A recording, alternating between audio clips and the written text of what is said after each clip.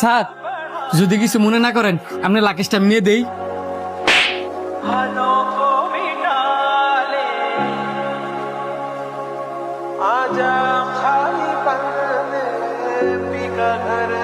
কুলির বাচ্চা, তোর কত বড় সাহস! তোর এই নোংরা হাতে তুই আমার এই দামি ব্লেজারের মধ্যে ধরছস। আমার প্রয়োজন হইতে আমি তোরে ডাক দিতাম।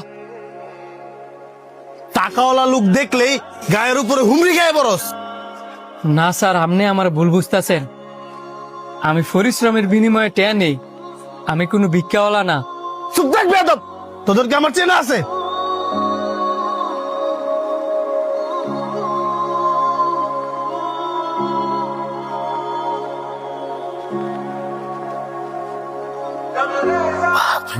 কেমনে একটা কুলি পেলে ভালো হইতো। এ কুলি,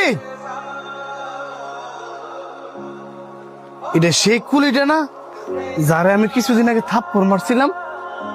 স্যার এড়ে কি নিয়ে দিতে হইব নাকি আজকেও নেওয়ার কথাগুলো থাপ্পড় মারবেন?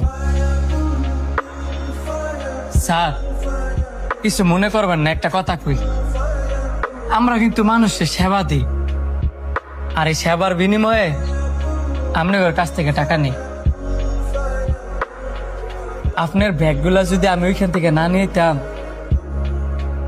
কষ্টটা কিন্তু আপনি কলে নিলেন।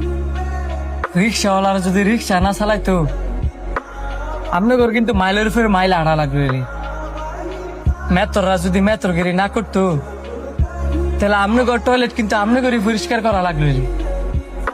স্যার আমগোর মতো দিন মজুরা যদি না থাকতো, তাহলে আপনার জীবনটা কিন্তু এত সহজ হইল না।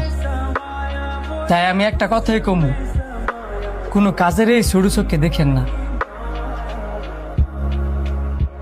যদি কোনো ভুল বইলা থাই, ক্ষমার দৃষ্টিতে দেখবেন স্যার।